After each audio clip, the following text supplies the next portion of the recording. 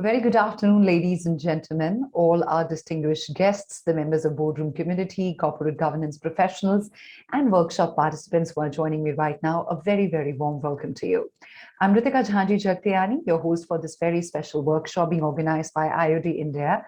And on behalf of IOD India, it is an absolute honor to have you all with us at this time, participating and attending this very, very important workshop on independent directors. Now, I'm sure you all know that Institute of Directors India has had a strong legacy of bringing together eminent leaders, illustrious thinkers, and brilliant minds together for a lot of thought-provoking discussions to enlighten and illuminate all of us on matters of great concern for both, especially during the pandemic. Now, IOD India has been organizing a series of global virtual sessions where the purpose has been to keep abreast, of course, with the changing times, and also to educate our board of directors about the opportunities that are arising out of this crisis, and also the challenges and how to face them. And of course, I should not forget to mention how to make them future ready through the flagship training program, which is the Masterclass for Directors as Certified Corporate Directors. Ladies and gentlemen, independent directors are increasingly becoming central to an organization's ability to mitigate fraud and associated risk. Now, this is going to be what we're going to be looking at in this workshop on independent directors. There's a lot growing focus on ethics in business. It has further increased its emphasis on the role of independent directors. In the wake of some major corporate frauds in the recent past, the role of independent directors has significantly evolved with changing regulations, not only for overall governance, but more particularly from the point of view of fraud prevention and mitigation measures. And in its continued efforts towards capacity and knowledge building in boardrooms, today, Institute of Directors India, in association with Deloitte, is hosting this very special workshop on independent directors on the theme Corporate Fraud and Misconduct, Role of Independent Directors. It's always a great pleasure working with Deloitte and driving this board governance mission. Now, a few months back, Institute of Directors and Deloitte Touche Tohmatsu India LLP's forensic team jointly conducted an online survey to understand how independent directors perceive corporate fraud, their preparedness in addressing it, and the best practices to mitigate the fraud and the kind of misconduct risk that we've been seeing in some time from now. And this workshop is actually based on the findings of this online survey to research on the potentially critical role independent directors can play in addressing corporate fraud and misconduct. So shortly, we will be presenting the summary of survey report with you. Today, we are very honored and delighted to share three very distinguished speakers who are with us as independent directors, who will be sharing, of course, the practical insights on how to make our boards more effective. We are very grateful to Mr. Shailesh P. Haribhakti, Dr. Manoj Vaish, and Mr. Jotin Mehta, our distinguished leaders and independent directors on multiple boards. We extend a very warm welcome to them. So it's time we get started without losing any time. Ladies and gentlemen, we begin with a much awaited special workshop with a special presentation. To present this report, I would like to invite our distinguished speaker, Mr. Nikhil Bedi, Partner and Leader Forensics Financial Advisory at Deloitte Touche Tohmatsu India LLP. Mr. Bedi holds over 2 decades of professional experience, of which he has spent over 10 years advising varied clients, including corporates, financial institutions, hedge funds, private equity funds on a wide range of forensic services, such as business intelligence, including integrity due diligence, counterparty due diligence, and senior management due diligence, post-investment investigations, asset tracing, operational risk mitigation, and also transaction and vendor due diligences. He has pioneered asset tracing and anti-counterfeiting solutions at Deloitte in India and has successfully launched the political risk mapping for clients looking to enter into India and Asia. He specializes in carrying out cross-border investigations involving capital flows across jurisdictions and assists clients in pre- and post-investment, investment monitoring, and operational risk mitigation strategies. Ladies and gentlemen, today he is among us in popular demand when he spoke last on our IOD Annual Directors Conclave 2021. He received a special applause from all our members and distinguished participants, and we promise that his presentation is going to be equally interesting even this time. A very warm welcome to you, Mr. Bedi. Over to you. Thank you so much, Ritika, and thank you so much, everyone. Ladies, gentlemen, very warm good evening to you. It's an honor and a privilege to address such an eminent list of participants. Really, the idea, and I really wanted to thank the Institute of Directors to allow Deloitte to partner with them on this, in a very differential workshop and the survey which we released some time ago. Um, I really wanted to start by saying that this is really your voice. It's the voice of the independent directors. So very often you would have seen most of the corporate fraud surveys, right? They've really been targeted towards the stakeholders, the C-suite, from a company perspective, right? You have some from an employee perspective. But we've never really had something, and I really do believe this probably is the first of its kind, where we've actually had the Institute of Directors participate in a survey for them. And it's really your voice, and the survey findings are really what you have kind of got to the fore. My job is really, along with Institute of Directors, we've anchored your voice through this survey. And some of the findings which are there, is something which, you guys have given a voice to. But at the same time, we try and make it anecdotal through my experience, but I think a lot of you have a lot more experience than I ever will have. So would like to make this participative and interactive, even though we are on an online medium. Please feel free to ask any questions during the presentation, during any slides. There are only 10 or 11 slides, but it's more through conversation that we can kind of bring out the best in this discussion, right? So really, as a preamble, right, what do we wake up to every morning, and especially post the pandemic? We've really seen a rise in corporate fraud. You get up, you wake up to the newspaper, and you see that, frauds are prevalent everywhere, and there are lots more fraud, at least the way we see it. There's a lot more frauds being reported, and there are tons and tons of more which are not reported in the media, right, and which we have privy to given the work we do, right? And similarly, so many of you, right? Now, what has this done? It has really increased the importance of what, so please don't change the slide. We're still on. I will request for the slide changes. Thank you. Right? Yeah. So what this has really done, it has really increased the importance of the role of an independent director. Right? Now, the independent directors are really seen as, the true guardians, really, of the corporate world, right?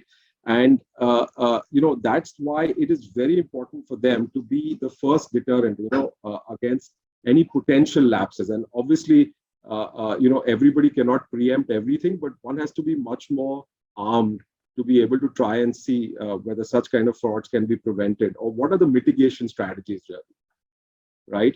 Currently, we are in the midst of a pandemic, hopefully the fag end, but really, history tells us, ACFE surveys, that, any disruption will give much more rise to fraud. And I think that's what we are kind of seeing in today's day and age, right? So this survey really was targeted to understand, what are the best practices that can be instituted, what are the deterrent strategies, what are the detection strategies from the independent director perspective. The survey basically has gone out to many, many independent directors. We got over 110 responses, and more than 25% of the responses came from independent directors who had experience in over 10 years. So this is just a little bit about the survey. If you can go to the next slide, please. Right? Now, what is the popular sentiment towards corporate fraud? Right? Now, we have released a lot of fraud surveys. We did one in December. Right, and most of the trends, and there are many other fraud surveys, not only Deloitte, right, and the IOD, right, you would see that majority of the sentiments is that corporate fraud will increase over the next 2 years. And I'm pleased to say the institute, the independent directors have also echoed that sentiment. Almost 2/3 have said that fraud will increase over the next 2 years. Now, if we can really try and dwell on this and try and understand as to what are the key factors, and I'm very happy to open this up, as to what do you believe are the key factors, what do some of you believe are the key factors for such a sentiment that, overwhelmingly people believe that fraud will be on the rise. So if I can kick it off, it's new business models which have come through the pandemic. It's an increased use of technology, right? People are working remotely. The processes and controls at companies have not been able to keep pace, with these technology changes, right? So, any other thoughts as to why this sentiment kind of is prevailing, and such an overwhelming sentiment, if I can say?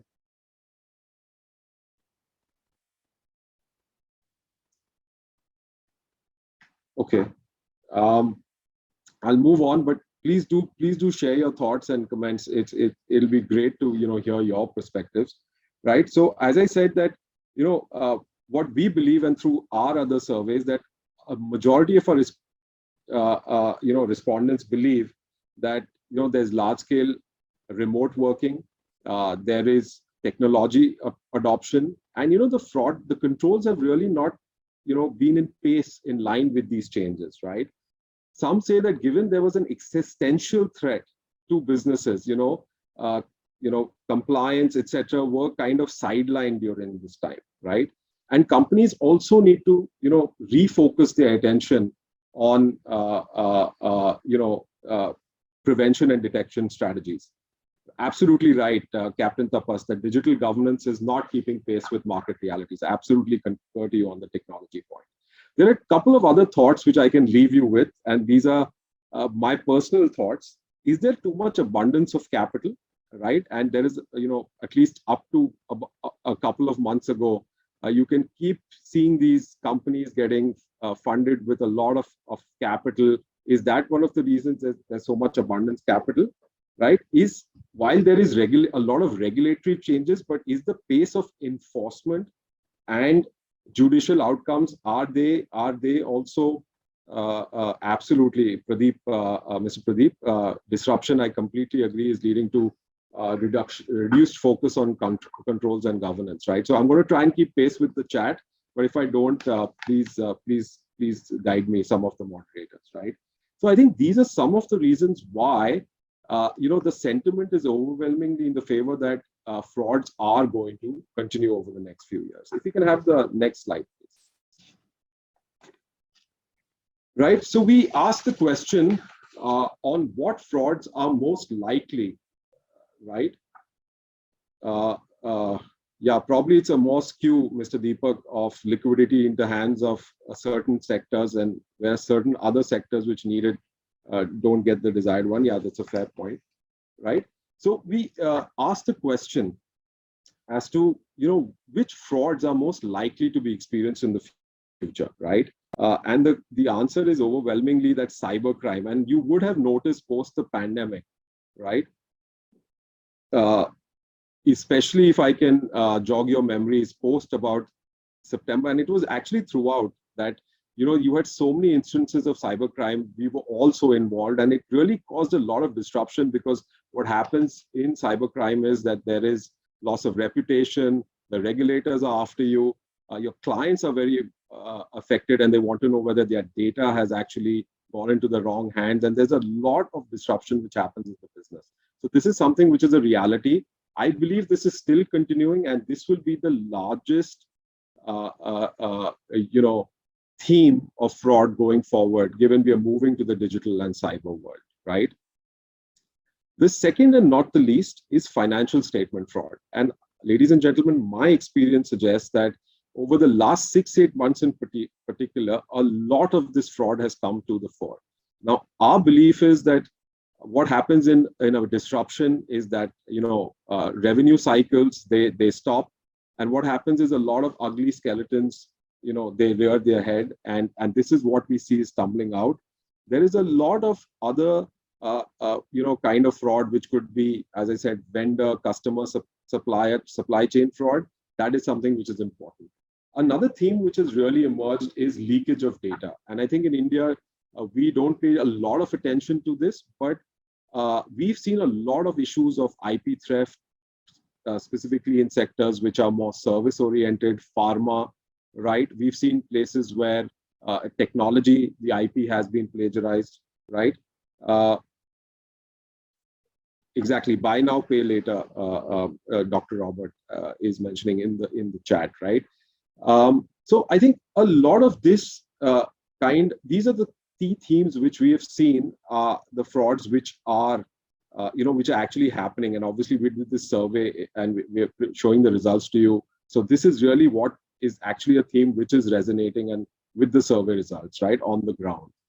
The one other thing which has actually gone down, which a lot of you would have seen, is bribery and corruption, right? This used to be the key theme earlier on in most of our surveys. But while it has gone down, we are still seeing a lot of incidents of bribery and corruption in terms of businesses, their permits, their licenses. Probably this does not get the same amount of color because India is definitely increasing in terms of the bribery and corruption rankings globally. But at the same time, this is something where there has been a huge, we still believe that while probably the sentiment shows that it's lower, but bribery and corruption is a very big theme in India and in South Asia, currently and going forward, right? Now, these frauds are something which are the current day, right? And they really cause a huge loss to reputation. And we are seeing that in so many of the businesses which are undergoing some of these incidents as we speak, right? If you can go to the next slide, please. Right. So we asked the question, right, that what it is that while fraud prevention is important, it's really, a lot of people thought that, it's about detection. But as we are moving through, we have more technology tools. It's really about fraud prevention. So the question that we asked everybody, right, we are going to come to that, Mr. Surya, about how IDs can strengthen, right, and risk mitigation. It's in the presentation as we go forward, right? So one of the questions we asked was that on a scale of 1 to 5, that, has the organization that you represent, does it have clear incident response protocols, right? And while 52% of the independent directors said that no, the organizations they represent, they need improvement. Now I'm going to try and give you a practical anecdote. We go through, and without taking names, we go through a lot of engagements where we carry out fraud assessments, etc. One of the things which we see, which is very glaring, is that in companies, to do a proper investigation, you need audit logs, you need trails, you need the DLP, the data loss prevention tools, to highlight the alerts, right? These are the tools through which you have an audit trail and you can actually detect the preponderance of any wrongdoing, right? But we see that there is no audit logs. The DLPs are not activated. They do have a provision, but they're not activated. Right, people don't have whistleblowing hotlines, even though there's so many regulations to say that, or even the hotlines are not adequately tracked because they're not independent, they're not tracked, or they're probably in-house and people don't feel confident on reporting on them, right? Training, awareness, very less of that is happening. So I think, there is no fraud playbook also that we see, that when an incident happens, what is the kind of response, what are the roles and responsibilities of stakeholders within the organization. So we feel that, a lot of this needs to be strengthened, even in the bigger organizations where there is a lot of awareness. And I think that's reflected in the survey response also, with over 50% people saying that, there is something which needs to be done, right? If you can move to the next slide, please. So, this is a question to the audience. Yeah, that is, what is the view, what is your view on the role that the independent directors can play in preventing, detecting, and responding to fraud? So would anyone like to, provide some answers here? And I will give the thoughts of the survey and my view. Any thoughts, please?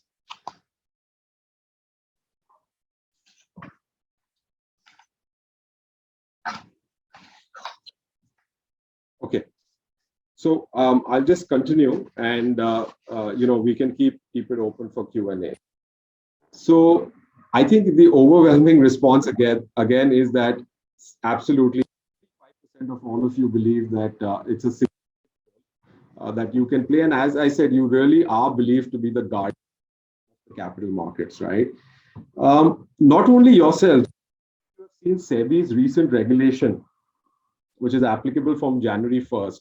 There are multiple things which are, where the role of the independent director has been, or the responsibilities have been enhanced. And for example, two-thirds of the members of the audit committee need to now be independent directors. Related party transactions need to be approved only by independent directors. And even the LODR, it now mandates that there should be one meeting, just of the independent directors minimum to be held every year. So I think these are not only us, the regulators, everybody believes, all stakeholders believe that you all can play a very significant role, right? What else can you do? And that goes to some of the earlier questions. I think there's a key, what can be done better is you all need to have a absolutely correct, better understanding of the existing fraud, of the existing control framework, RCM framework. What is the fraud control framework? How often are these frameworks refreshed? Is there continuous monitoring being carried out by the organizations, right? How many times, what kind of influence that the statutory auditors, other consultants are playing? Are these reports actually being looked at? Are they traveling up the value chain, and are they being acted upon? So I think these are some of the things that are supposed to be done. They need to be looked at in a lot more closeness. And I think sometimes the organizations themselves don't understand their fraud risk assessment requirements. They have not done a fraud risk mapping. They've not done a vulnerability assessment. So probably there is not enough of information for the independent directors or other stakeholders to go on. And I think that is extremely critical. Ensuring that periodic health checks are carried out. I think this is something, again, are new risks being assessed? Do they have mitigation measures, right? And absolutely, Mrs. Parekh, Mrs. Prakash, I think the skills and the training for independent directors needs to go hand in hand, and we're going to look at that in the next few slides as well, right? If we can, I can request if we can go to the next slide, please. Right. So what we've done here is that we've given some of our views as to what is the effective roadmap, right, to build a fraud risk management in a company, and emanating from the regulatory this thing. And exactly correct, Colin. They can ask questions. They need to, speak up. And I'm not taking it in any specific order, as you're seeing. But I think speaking up, voicing concerns, asking the right questions is something which is extremely critical, and is something which in the past sometimes it has been said that the independent directors are appointed on the behest of the promoters, etc. So they don't really, do that independent questioning. But I think a lot of that is changing. But at the same time, they need to voice their concerns, right? The second thing is, as I spoke about the regulators, and that is coming, that related party transactions, as I said, SEBI has also mandated that all these need to be approved only by the IDs now, right? Ensuring there's continuous monitoring, I already spoke about that. Are there fraud risk management systems in place? Are they working? Are the internal auditors or the internal controls being continuously monitored, right? These are some of the questions that need to be looked at. Now, one of the key things is a vigil mechanism. And while we all sometimes the whistleblowing mechanisms or whistleblowing hotlines, right? I think, we all know that almost 60% of frauds are reported through the whistleblowing hotline, right? But are these being properly instituted? Are these independent? Do the stakeholders, employees, vendors, are they open to them? Are they able to report without fear of retaliation? Are those policies in place? I think these are some of the questions which we see that even while a whistleblowing mechanism is instituted, but really is it being properly monitored, right? I think these are some of the questions that the independent directors really need to look at, and I think it would make the organization much more robust, right? do the company have proper ethics policy? Do they have a proper manual code of conduct, etc.? I think these are all some of these things. But most importantly, I think it's the point number one. You need to, we all need to work towards looking at the integrity of the financial information. And I think that it holds the key, because very often we are seeing that despite some or more of these risk mitigation measures in place, we are seeing that the financial statements are not reflective of the true underlying business or the underlying assets that they represent, right? So I think in this is the roadmap that needs to be done. I do believe here also, and not speaking with any bias, there some independent reviews, etc., need to be carried out, right, in this regard, right, which could be done through external consultants, etc. Right. If we can go to the next slide, please. So the other question which I'm going to put is that, do you believe that do you believe that you're well equipped to discharge your regulatory and fiduciary responsibilities towards fraud prevention and detection? So any thoughts in that? I did hear that, I did see a comment that we need a lot of training. We are probably from a particular strata. We don't have those other responsibilities. Most are not, I can see Mrs. Uma saying, right? So this is just a question. Yes, absolutely. You need to have SMEs, and that goes to the point that I made. You need to have subject matter experts there. So if you can just bring up the responses to this question, yes. I think, again, a vast majority, over 50%, they say that they have some general awareness, but they need to be much better equipped to kind of tackle the menace of non-compliance, fraud, misappropriation, etc. So I think that resonates. This was just more an anchor slide just to get your thoughts and comments. So if I can request you to move to the next slide, please. Okay. So we asked the question, which of the following, right, are the options that help you, right? And the overwhelming response was that specific training on fraud risk management. Now, there are specific trainings on ethical dilemma workshops. There are specific trainings on how to read the balance sheets, how to identify red flags. There, you have common auditors across companies. You have other, your related parties who are as vendors. People are at common addresses. So there are, I'm not getting into the training, but there are very many red flags that we know as, forensic consultants. We do this day in and day out. So I think you all need, or the IDs can be better equipped to spot these red flags so that they can, carry out their day-to-day business much more efficiently, right? The other thing is that 19% of the respondents said of the a review of the high-risk business areas by external experts, right? And to suggest best practices, and we've seen this to be very efficient because different businesses in a manufacturing business, you'll have procurement as one of the key vulnerable areas. In a service business, you'll have manpower. In a commodities business, you'll again have the purchasing side, trading. So you need to know at what are the key vulnerable areas of the business and carry out periodic mitigation measures. I think that was one of the key responses, right? The other one is that what are the understanding of the areas which have an impact on the financial statements? That was one of the responses which came through, right? And again,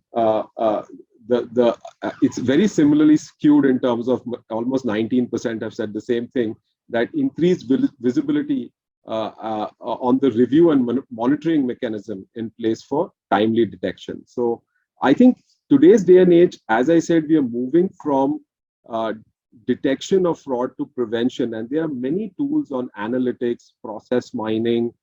You can look at doing a lot of checks in the public domain, vulnerability assessments, sentiment analysis, and this will give you a much better indicators on how vulnerable the organization is to frauds. Absolutely, segregation of duties is very important, and we've seen recently that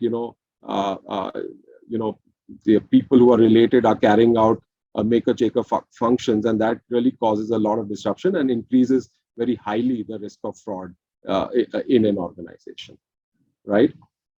If we can move to the next slide, please.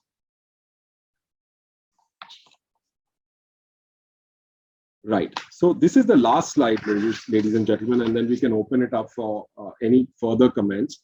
So what are some of the key considerations for independent directors, right?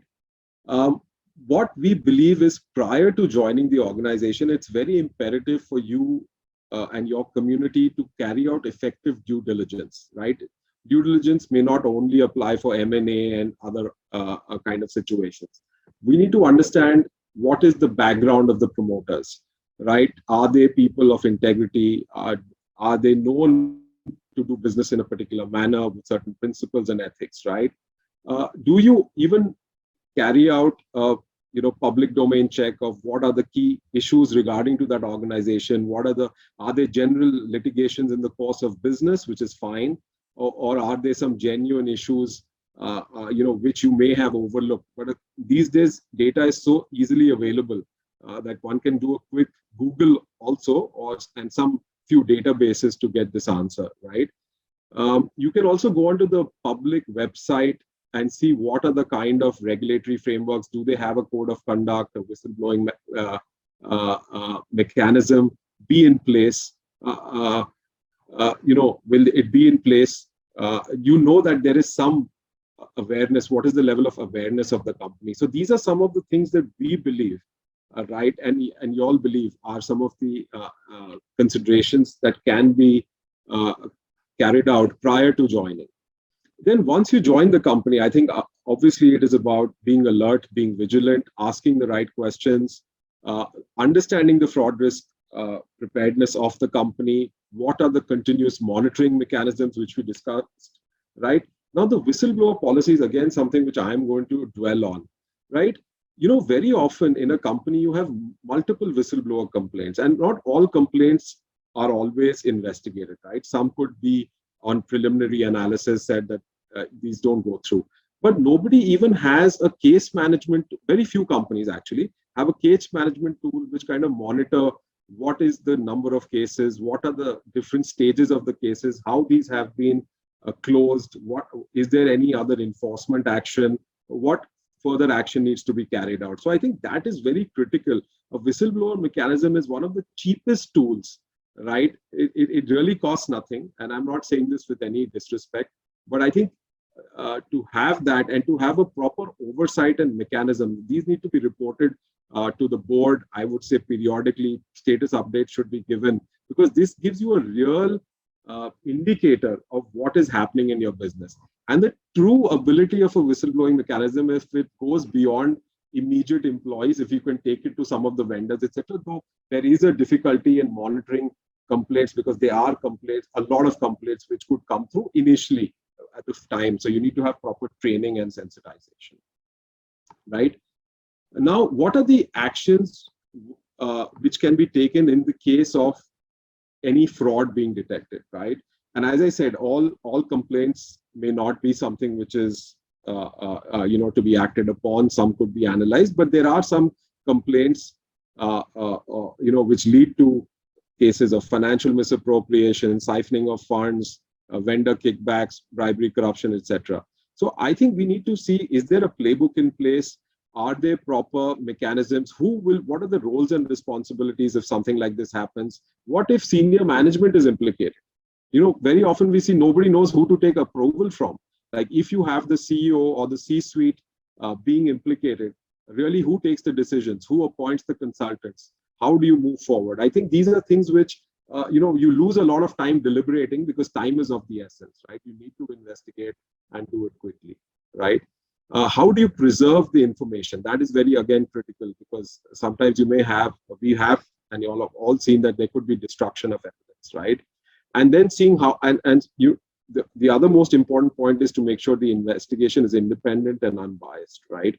And then lastly is to see the outcomes and how these have been carried out for this particular incident, and what are the learnings that can be taken forward and put into the organization through trainings, newsletters, etc. And obviously some most on a confidential and a no-name basis, right? So these are some of the things that we believe are the key considerations that independent directors can look into in case an incident or a fraud incident has been reported and investigated. So that's all I had from in terms of the key survey findings, right? I'm right on time, but I think we do have a bit of time for Q&A, so we'll be very happy to take any questions that you have. And thank you so much for your time and your patience on this presentation. Back to you, Ritik. Thank you so much, Mr. Bedi. That was really interesting, all the deep insights to share on the matter. And no wonder we have so many questions coming in response. So I'm going to quickly deep dive into the chat box and try and sift through and get questions that are not repetitive. For you, let me get started with Mr. V. Sharma's question. The question he's sending us is that how can corporate fraud intelligence be enhanced in boardrooms? So I think that's a great question. How can it be enhanced? I think, as I said, one has to have a proper prevention detection mechanism. We should have independent health checks being carried out. We need to understand our related party transactions, because that we see as a key conduit of these things. Are they proper? Sorry. Are there proper background checks? Are there proper trainings being conducted on ethics policies? Is there an ethics policy? What are the internal audits? So there is a host of these mechanisms and reviews, which in my view could really help strengthen the intelligence that the boardroom can get regarding the preponderance of fraud. Of course, Mr. Bedi, you touched on it, and there is a lot of concern about cybersecurity here, it seems, in the questions. So I'm going to sum it up in one question, that what can be done considering we face such an increased risk of cyber world? Right. Yeah. No, so I think the cyber world is a very real world, and I don't think anyone's going to get away from it. Right. Even if you do 100% of the prevention, it could be that there is some smart kid sitting in India, China, anywhere in the world, and they're bored and they just want to hack your network. And obviously there are some very sophisticated criminal sets. We all see the phishing emails which come that please give us your, and every day you see a lot of citizens getting duped of money when they respond to a lot of these SMSs which come to them, right? I think the one thing that one can do better is to have your technology processes, your up to date. Speak to your vendors, make sure that all your firewalls, and I don't want to get into technical jargon, but make sure that the CIO, CTO is aware of. The biggest problem is that, your data or your company's data or the data of your clients can get outside, and they have, with GDPR and with all the privacy laws that India will also soon enact, the penalties are very, very severe. They're in percentages of global revenue.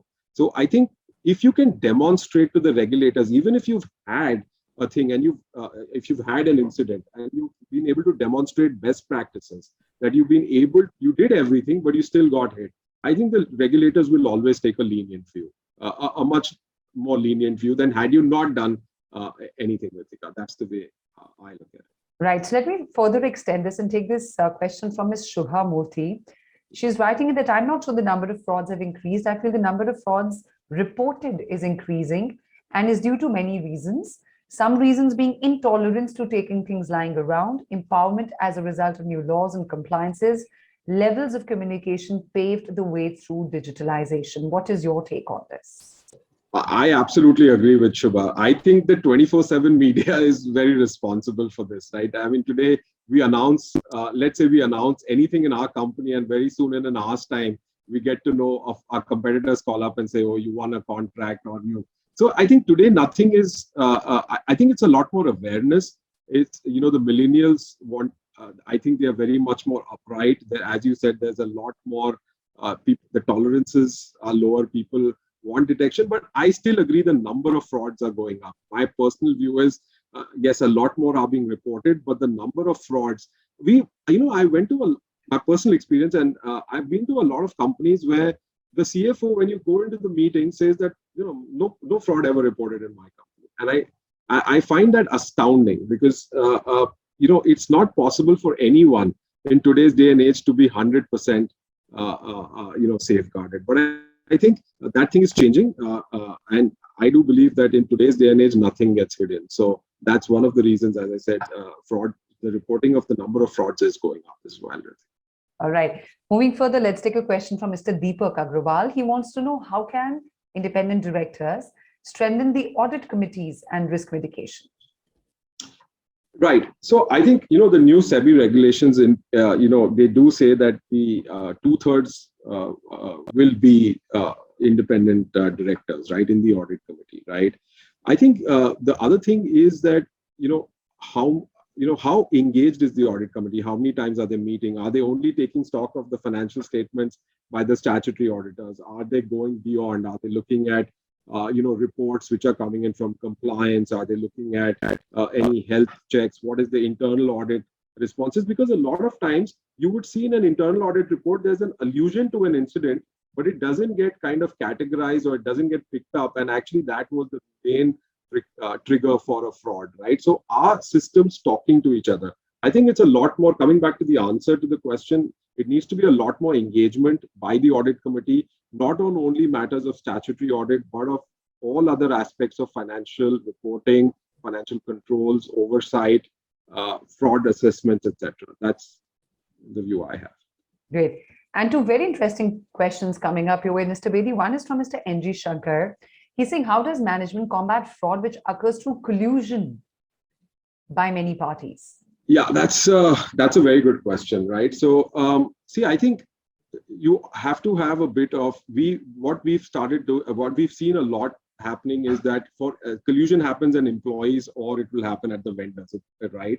So we see that carrying out a lot of background checks, not only pre-employment verification, which is simply a CV check, but at the senior management and some Indian companies, I think they've been phenomenal.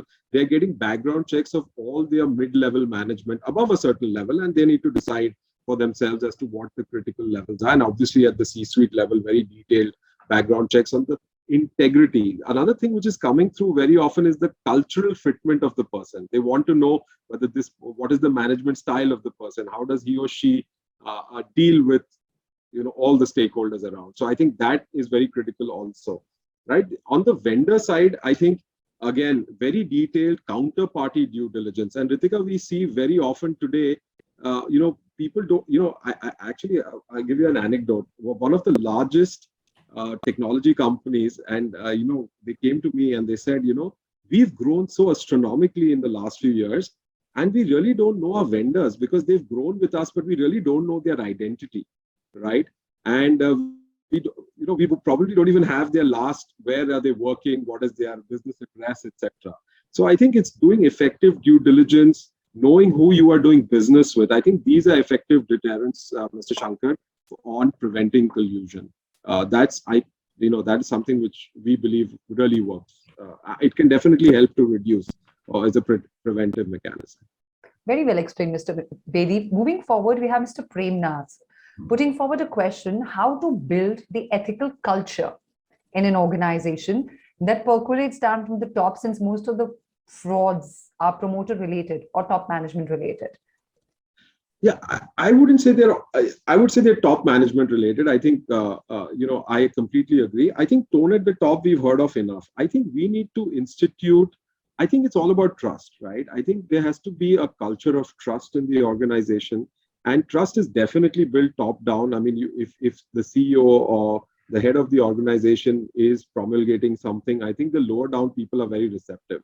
But I think it's all about the culture you build. It's actually a very qualitative answer. And sometimes, people, and sometimes even I don't get fully agreed to this, but it's all about building that culture of trust, being very transparent in your dealings, having very open policies, making sure that there is no retaliation. I think that is very, very key, Ritika, right? I think that is what helps to build an ethical enterprise. Rewarding, also the rewards and mechanism should be such that it actually helps you distinguish behavior, right? I think that is also extremely critical, in creating an ethical enterprise. But this debate will go on for kingdom come, because even the most coveted organizations go through their issues, right? But this is some of the view that we can from saying from where we are, that's how we see it.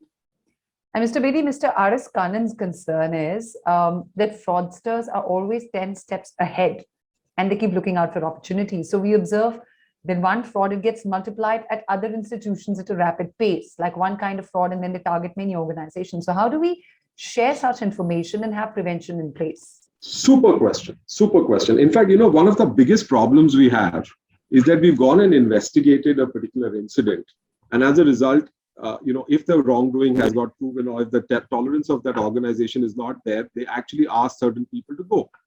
And when we actually go to the next organization, they're the same people sitting there, right? Again, it's not very easy to share information. I mean, CTOs, CIOs will tell you that confidentiality, privacy, etc. These are real terms, right? So I think the very simple thing of making sure you have done your background checks, have you done your checks? You can't share, but you can informally, if somebody is coming from an X organization, speak to somebody. How is he or she, right? It will really help you, especially at the senior levels. You can't do it at all, and you have to trust the background check mechanisms. But these are very easy, and these days we are seeing all companies, big, small, everybody's instituting. I'm very happy to see that, right? That they're doing, and where you get a red mark, where your background check comes not clear, people, at least we see organizations acting on that information. So I think this is one of the ways. To name and shame is something which I don't believe in, but sometimes people do. If they have an offender or somebody has done that, sometimes they resort to do that, and then you have a litigation case or something. So these are other ways where you can figure out whether the person, the vendor you're dealing with, is whether he or she is, has good ethics or is of a sound character, right? So these are some of the views, Ritika, that I can think of. Thank you so much, Mr. Bedi. That was a very, very interesting and insightful presentation. And I think from the kind of questions you received, a very immersive one, I'm sure you realize that people have been totally engaged with whatever conversations you brought in. Thank you so much for your time. Thank you so much. It was really enlightening. Thank you. Thank you so much. I really appreciate being here. All the best. Thank you. Ladies and gentlemen, moving on, now may I request Lieutenant General J.S. Ahluwalia, the President of Institute of Directors India, to deliver the President's address. He is spearheading the vision and mission of IOD India. General Ahluwalia superannuated Indian Army as the head of Engineering Division, as Director General of EME Corps. He is a guided missile specialist and now mentoring many boards on governance. He has been chairman of the Institution of Engineers, president of Delhi Management Association, and a lot more. Let me also add here that apart from his vast and diverse experience, he is also ISO 14001 EMS certified auditor, mentor to many industries in his domain. I request General Ahluwalia to please take over for the President address. Thank you. Thank you. It's a great pleasure for me to be with you all for this dynamic workshop this afternoon. It is based on a joint survey study by Deloitte and IOD titled Corporate Fraud and Misconduct, Role of Independent Directors. The whole focus goes on independent directors.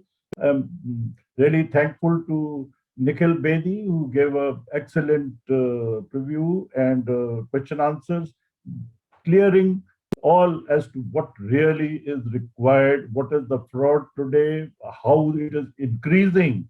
While, I mean, they really started, as far as dynamic is concerned, there from 2001 onward, when we started with the really speaking Enron in 2001, followed by WorldCom, Freddie, Lehman Brothers, and so on. And our own Satyam scandal in 2009, which made rupees 7,000 crore hole in the balance sheet of Satyam. So this is how that had gone on. And Nikhil Bedi is, I'm really thankful to him for excellently presenting the whole study and his views on these areas. Thank you very much.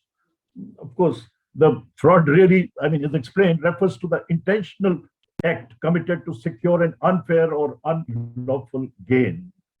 And that is how, I mean, it has been the recent Volkswagen emission, creating scandal in USA, made them plead guilty and pay criminal charges of 4.3 billion US dollars. So this is the amounts that really are involved in these scandals, which involve people. The frauds occur due to a culture of coziness, concealment, and conceit, and we have to handle the complexity of human nature. The corporate governance practices have to manage such complexities. The widespread use of technology has further enhanced the chances of fraud and risk great time.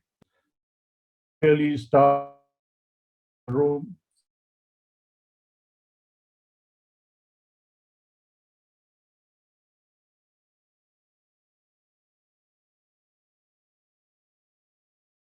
Own organization, review their strategy, policy, practices of managing risks and preventing frauds in an uncertain world. The boards need to be vigilant for financial statement and fraud schemes. Board audit committee required to have an effective anti-fraud detection and vigilance mechanism. This is important for the board audit committee, and which mainly consists of independent directors. So again, the whole thing comes from the independent directors. The board needs strong whistleblower policies. That's another area, reporting protocols and a crisis management response mechanism. The independent directors, really the survey reflects that they expected rise in frauds in future, that independent directors can play a significant role in pushing the agenda for periodical assessment of organizations, risk management framework. They need to be better equipped and vigilant to handle perceived corporate frauds. They need to reevaluate data protection policies and ensure secure and resilient operations. And they need high standards of vigilance and prudence. Of course, the best hedge is monitoring, detection, investigation, and reporting. With such high level of mentors following this, we have Mr. Shailesh Haribhakti, Dr. Manoj Vaish, and Jyotin Mehta coming in. So we are going to have a very useful workshop today. Wish you all the best. Thank you very much. Thank you so much, General Ahluwalia, for your address. Moving forward, ladies and gentlemen, just as General Ahluwalia mentioned, that we are bringing you together a galaxy of eminent board leaders, renowned corporate governance experts, and independent directors and committee chairs on multiple boards for special discussion and to deliberate on this issue further. And I'm sure you're all waiting to get into more details and to get to hear about their perspectives on this. So let me quickly get on with it and invite our first independent director talk. For that, let us all welcome Mr. Shailesh V. Haribhakti, FCA, who's a student of ESG, a believer in converging technologies, and a person who likes to give. He's a 5-decade career chartered and cost accountant and a certified internal auditor, finance planner, and fraud examiner. He has been conferred with the Global Competent Boards designation by Competent Boards Inc. Canada. He is also chairman of Shailesh Haribhakti and Associates, chartered accountants, and vice chairman of Gueva Consulting Private Limited. He leads the board of directors of prestigious organizations such as Blue Star, IBS FinTech India, L&T Mutual Fund Trustee, Planet People, and Profit Consulting Private Limited, Protein eGov Technologies Limited as a non-executive chairman, other than being a board member and independent director on multiple boards. And I must add to this that he has been a supporter of IoT India for several years now, and we're always very grateful to him. And I want to add this from my side that he's also a terrific speaker to listen to, and it's always an honor to have him on board. Thank you so much, Mr. Haribhakti, joining us again today. Over to you. Thank you very much, Ritika, for that fantastic introduction. And let me begin by saying that I was deeply impressed by the joint research project done by Deloitte and IoT. It brought out some very fundamental issues and great takeaways. And I want to compliment Nikhil Bedi for having actually presented the key takeaways from this survey so interactively and in a manner that engaged almost every one of the 150 people who are on this wonderful workshop. So congratulations, Nikhil, for a fantastic session that you conducted. What I'm going to do is share with you my experiences on dealing with this, particularly from my perspective as an audit committee participant, whether as a chairman or as a member. And that's what I will do through the 10-12 minutes that have been given to me. The first idea that I'm very keen that somebody actually implements is to create a commons of knowledge about cyber fraud and knowledge about the sophisticated frauds which deal with human behavior that are being experienced throughout our financial system.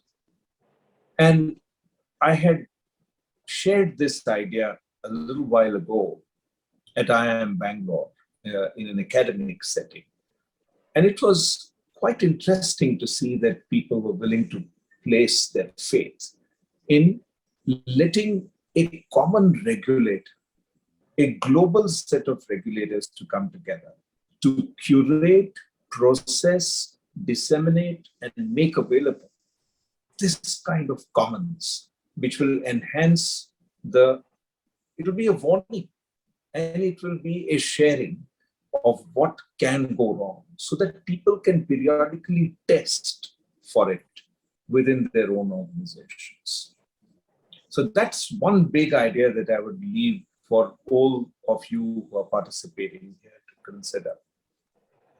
Then I will pull out some of the key processes that I have seen being implemented.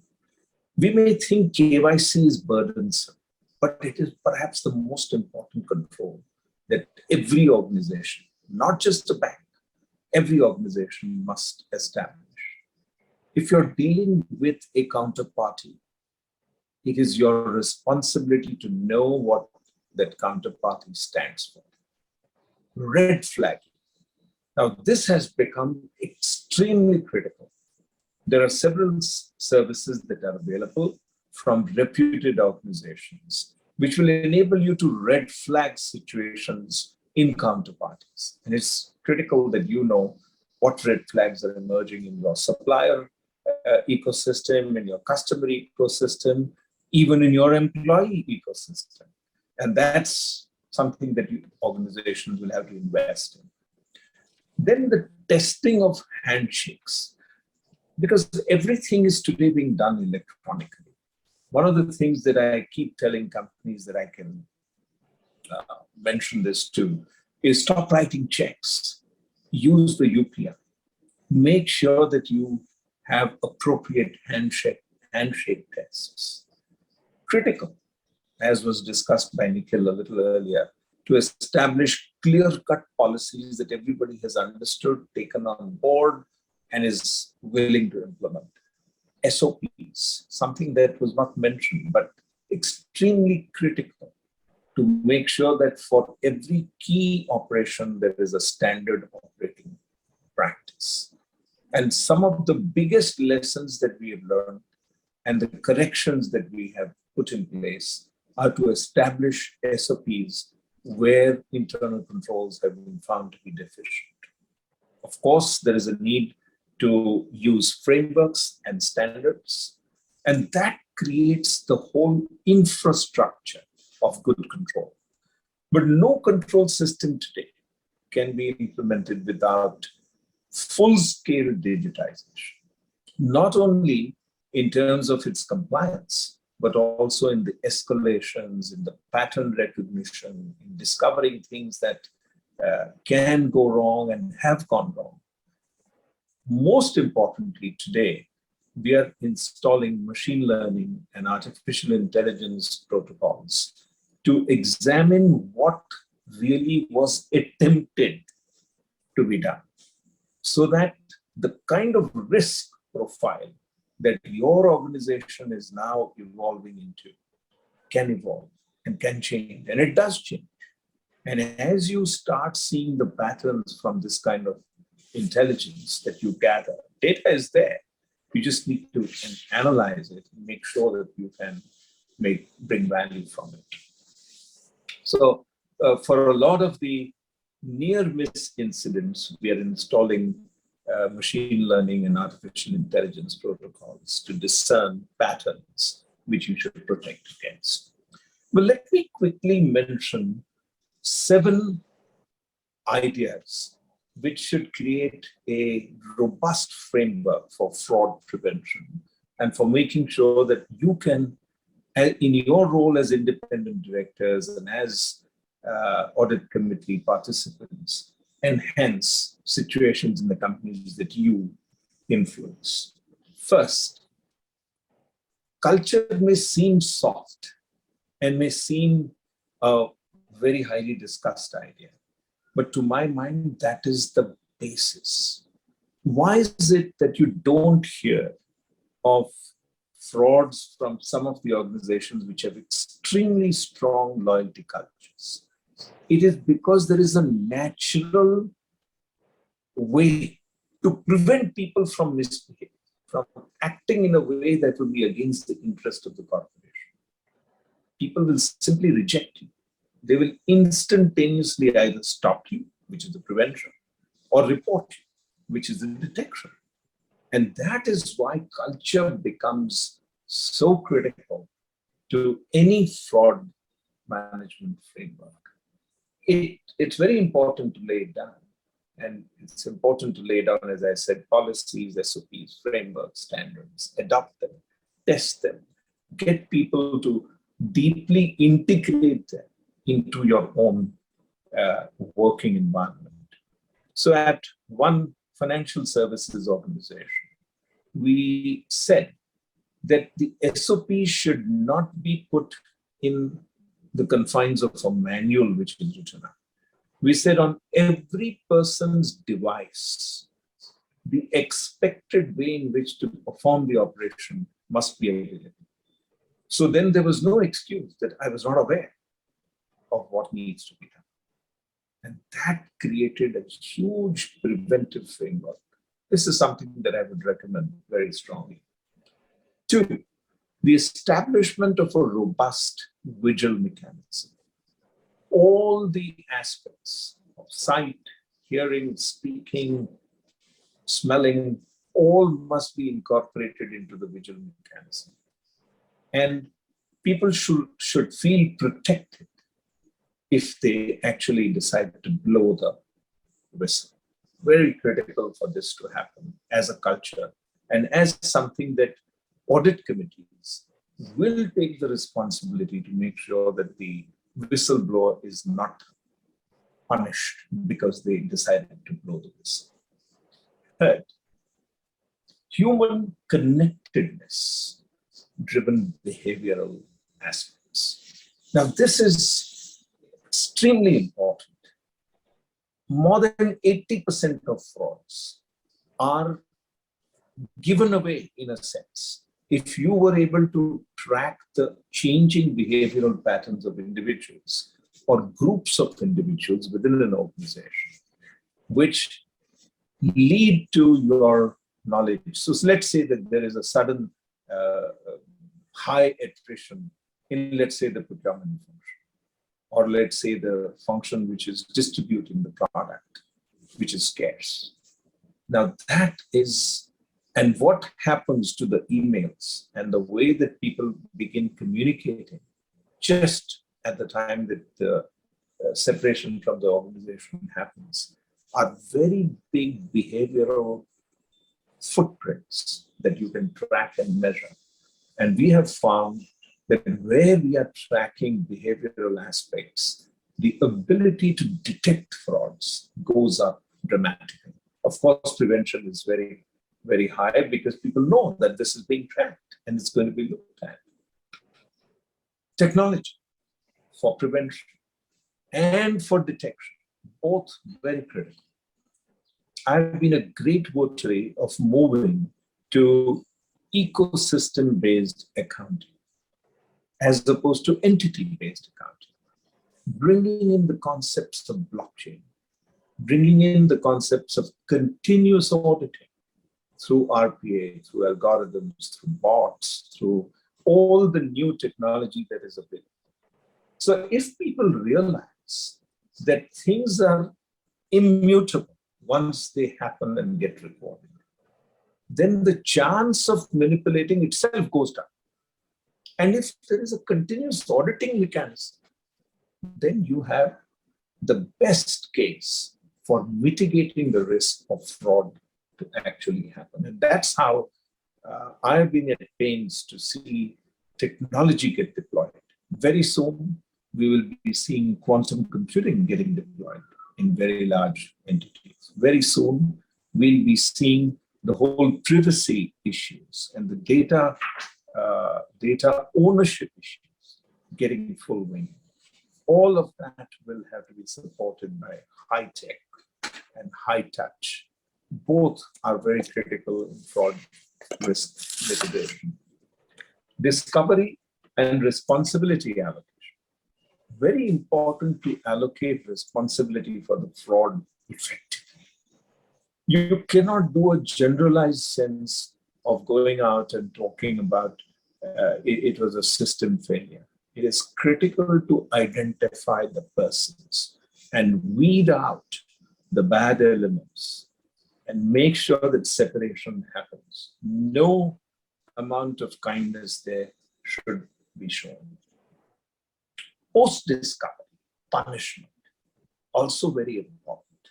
If punishment is not exemplary and not meted out instantaneously, the crime will be seen to be worthy of being committed. What you need to do is to make the risk of discovery so high that people will not begin to attempt any fraud. So that's where the whole idea of assigning responsibility and making sure you can get down to it becomes absolutely important. And finally, there is a tremendous role to be played by the external authorities that you bring in when a fraud happens. The CBI, the police, the enforcement, the MI, the international agencies, all of them get engaged and involved when there is a significant, particularly a cyber fraud. Because now what happens is, we know the case of the financial institution out of Bangladesh, which lost $1 billion. And they could recover things only because they were able to exercise intergovernmental pressure. And even then, with all of that pressure and all the agencies coming together, the percentage recovery was not 100%. And so it has become critical to make sure that this whole idea of fraud risk mitigation becomes a universal commons. Each one of us should get ready to share, mask it. Don't necessarily smirch the reputation of people, but make sure that people learn from your bitter experiences and feel free to share them. So, friends, these are some of my practical insights on what we have done. I was privileged to investigate several frauds, particularly I remember the one that was committed many, many years ago at the Gandhinagar branch of State Bank of India. At that time, it was one of the biggest frauds. And some of what I've said today, I'm reflecting back over all these 30 years and coming out in a framework that you can start adopting. Thank you very much. All the best to you in fighting fraud, because all of us need to feel safe. Thank you so much, Mr. Hari Bhakti, diving in deep into your experience and coming up with these practical insights. I'm sure it's been very, very interesting and a great learning experience for everyone who's there right now in this workshop. And of course, we'll come back to you and request you to share a Q&A for which we'll be taking questions ahead. But for now, we'll move on to our next speaker. Thank you so much. And a second independent director talk. Now for that, joining me is Dr. Manoj Vaish, Lead Independent Director, GHCL Limited, Independent Director, Mirae Asset Trustee Company Private Limited, Chairman Working Group to Streamline the Role and Obligations of Trustees of Mutual Funds, SEBI. Dr. Vaish brings a wealth of experience of more than 3 decades in financial and capital markets. He has also served multiple high-level committees and boards, including SEBI's Committee on Corporate Governance, Primary and Secondary Market Advisory Committees, Risk Management Committee, Committee on Delisting of Securities and Working Committees of the World Federation of Exchanges, South Asian Federation of Exchanges, and boards of SEBI Securities, and many more. Previously, he's also held several leadership positions in Bombay Stock Exchange, NSDL Database Management, MCX, and many more. A very, very warm welcome to you, Dr. Vaish. Thank you so much for joining us. Over to you. Thank you, Ritika. Thank you, Mr. Ahluwalia, Shailesh Bhai, for giving this opportunity. It's a pleasure to be part of this workshop. Let me start with a cautionary statement that a lot is expected from independent directors, but they have to work within the constraints of the 4 or 5 meetings that they are having in a year and the information asymmetry that they have vis-a-vis the executive management. They still have to play the role that is expected of them. Sometimes expectations are much more than what they can deliver. They have to deliver their best within the constraint that they are facing. An excellent presentation by Nikhil, and I think almost all the salient points have already been covered. I will share some of my own experiences in some of these points. The first area I feel is that we cannot emphasize less the importance of a system, the risk management system, the internal control system, which should take care of the frauds. The world is becoming extremely complex. Financial products are becoming complex. The digitization and automation is making the processes extremely complex. No single person or the independent directors together can do anything unless they are backed by an extremely robust system. And that is where they must play a role, ensuring that there is a robust, strong risk management system built by experts, constantly reviewed by experts, test-checked, upgraded continuously, and the reports which come out from the system are acted properly. Absolutely no compromise on that. The second part is on the whistleblower policy. It has already been covered in detail, and again, I have to emphasize that whistleblower policy is an extremely potent tool in the hands of the independent directors. It must be seen as working, impartial, and not vindictive towards people who come in. I'll give you one example. In Bombay Stock Exchange, all of you would have heard of this huge fraud which was played by a company called Home Trade. This company came with a concept of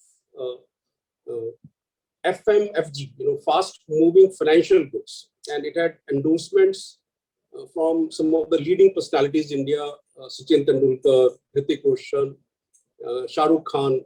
They were their brand ambassadors. This company was listed in Pune Stock Exchange, and the price had already moved from somewhere around 50 rupees when they had done the offer to the public to about 850 rupees a plus. They came to BSE for listing, and when they came for listing, the reviews done in the listing committee, they ticked all the boxes. So they were qualifying on every single criteria for listing. And the listing committee was ready to approve it. At that time, we received a letter from a whistleblower. And it was a very credible person who gave that letter, which says that this company is a fraud.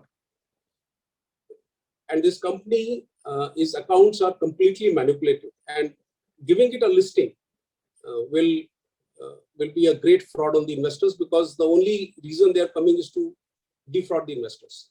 Now, here is a company which meets every single criteria, showing huge profits on its balance sheet. And we have a whistleblower letter from a very credible source that we should not list it. Now, as a stock exchange, when a company gives its accounts, the financial statements, we don't go into the details of it once it is approved by a statutory auditor. These were audited reports, but because of this whistleblower and we took that cognizance, we did a forensic check on the financial reports. And what we really found was that the company had no business at all. Their operating profit was zero or negative. And this company had floated several subsidiaries and sub-subsidiaries. And the entire profit was generated by selling shares of one subsidiary company to another subsidiary company and then selling it to a third company at a higher price. All internal transactions. The investors got saved. The company did not get a listing in BSE, and BSE got saved because of this whistleblower. The Pune Stock Exchange, which had listed the company and the frauds had taken place there, SEBI sacked the entire board of Pune Stock Exchange on this case. So this whistleblower policy and the fact that whistleblowers, once it comes from a credible source, must be acted upon. Again, another example is the recent case in NSE, the co-location case, where a very, very detailed letter came from a whistleblower, anonymous, but it was so detailed and so technical and so precise that obviously it was an expert and most likely an insider. Now, I don't want to comment on the merit of the case because still under investigation and there's a process, a judicial process will follow. But the limited point that the independent directors or public interest directors should have taken cognizance of this letter and done an investigation and not just brushed it under the carpet. So whistleblower policy, extremely, extremely important. Related party transactions has been touched at. I think all independent directors must very, very closely look at related party transactions. This is a potential area of fraud, no compromise, and always related party transactions means there is somebody sitting in the board, most likely from the promoter side, who is interested, and you may be constrained socially or ethically or otherwise to say that, should I question this? Should I question the intention? I say you should. In back of your mind, you must make sure that finally you're working for the interest of the shareholder, and wherever you have a doubt, it must be questioned, it must be clarified. If required, an outside expert must be brought in to do an investigation, to do a study and give you a report. The fourth area, I think I still feel, and I've been on 30 boards plus, I've seen a lot of board meetings. The independent directors still sometimes don't come with full preparation. Sometimes even the agenda is not right. Sometimes there are so many red flags which have been talked about, which are so obvious that independent directors can easily raise it. They must read the agenda, must read the statements, must come up with questions, and shouldn't feel shy of raising the right questions. Again, one example I'll give you here, in one of the companies where I was on the board, when the financial statements were presented, there was one outlier item in the expenses. So if let's say if the revenue and expenses were generally going up by 10%, there was a head called miscellaneous, where the expenses had gone up by about 20%, double of the normal. So we said, let's look at the detail, why it's so. When we looked at the detail, we found there were 3 heads where the expenses had gone up by 50 to 100%, and these heads were outsourcing, stationery, and security. And what was interesting was that all these 3 heads were under one single person, the head of administration in the company. And when we looked at the approvals that the person had given, he had a limit of 1 lakh rupees for approval. Anything above 1 lakh had to go to a committee for approval. When we looked at his approvals, we found that 9 out of 10 invoices were in the range of 95,000 rupees to 99,000 rupees. So obviously, it can't be a coincidence. It was a very planned strategy to defraud the company, and then a full investigation was launched. And it figured out that this person was, it browbeaten the people below, maintained the records, and defrauded the company of several lakh of rupees. So the red flags which are there, the ratio analysis, any sharp change in numbers, a change in receivables, this must be looked at, understood. Management must be questioned. I'm sure that if there's a reason, fine. If there's a need for further investigation, it must be done. And finally, sometimes we feel that as we are like a family in the board. Our social culture is such that we don't want to rock the boat. We want to, we want to be friendly. But if required, we must be firm. We must question. We must take the help of an outside expert, whether it's auditors, it's legal consultants, to investigate wherever we think there's a doubt. There is no reason to take it easy or feel that we will be upsetting someone, and that's why we should not do that. I've seen that happening in quite a few boards. Because it's a fiduciary duty which has been placed on us in this limited time that we have, where we can play that role in the board, the help of the outside expert, the help of the internal auditors in fulfilling our role and the entire role, and especially in the corporate frauds, is extremely important. In fact, in one of the boards, I found that internal audit reports were not even presented to the audit committee. And when I asked why it was so, they said that normally there are no comments, and if there's any important comment, management feels that it should be put to the audit committee, we bring it to the audit committee. And I said this is not acceptable. An internal audit report in entirety must be presented to the audit committee, and it's audit committee's prerogative to decide whether it's important enough or not to take. But once an internal auditor has put in a comment, it must be brought to the audit committee notice. So these are the seriousness of the job must be understood. There is effort required which must be put in.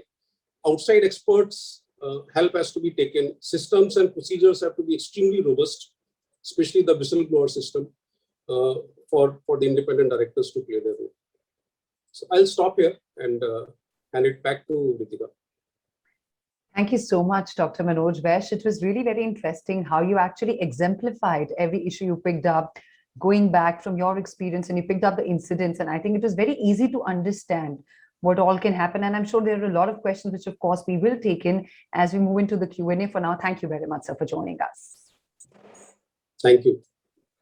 Now, ladies and gentlemen, for our third independent director talk, before we break into a round of live interactions, as I said, so please keep your questions in the chat box ready, because after the speaker, we will be going into the live interaction that will be chaired by Mr. Hari Bhakti. Let's all invite Mr. Jotin Mehta, FCA, FCMA, FCS, Independent Director and Chairman, Audit Committee, Linde India Limited, Independent Director on boards of ICICI Prudential Trust Company Limited, Suryodaya Small Finance Bank Limited, JSW Ispat Special Products Limited, ICICI Prudential Pension Funds Management Company Limited, Mahindra Rural Housing Finance Limited, Mahindra Insurance Broking Limited, amongst others. Mr. Mehta, a fellow member of Institute of Chartered Accountants of India, Institute of Company Secretaries of Indian and Chartered Institute of Management Accountants, has versatile experience in the field of finance and is GRC professional with excellent academic credentials. He brings with him 35 years of experience in the areas of corporate finance, internal audit, corporate governance risk and controls, company law, and legal and regulatory compliance and customer service. He's held leadership positions in Tata, ICICI, and Shell Group of companies. He's a visiting faculty at various leading management schools in India, including SP Jain Institute of Management Research and Willinger Institute of Management. A very warm welcome to you, Mr. Mehta. Totally looking forward to learning from your experiences, me and the rest of the attendees in this workshop. Thank you. Thank you very much for that introduction. Good afternoon to everyone. I'm delighted to be here to share my thoughts on the subject, subject which has become so important in the last few years that some candidates actually hesitate to take up the position of independent directors on boards. Having said that, I think we have already had two great sessions from Mr. Hari Bhakti and Dr. Vaish. And really, if I may say, there is not much I can add, but still I would like to mention some of the softer issues, particularly with reference to the functioning of the audit committee, where I believe independent directors can play a very important role. So I would also like to compliment Nikhil Bedi, I think, for a fantastic report that Deloitte has been able to bring out on this subject. And I think the findings are very, very interesting, though not completely unexpected. So let me start with certain functions. First, let me start with the independent director's role. I think when we all take up positions of independent director and when the issue of liabilities proper, most of us tend to be defensive to say that we have just 5 or 6 meetings in a year, and therefore we should not be really held responsible.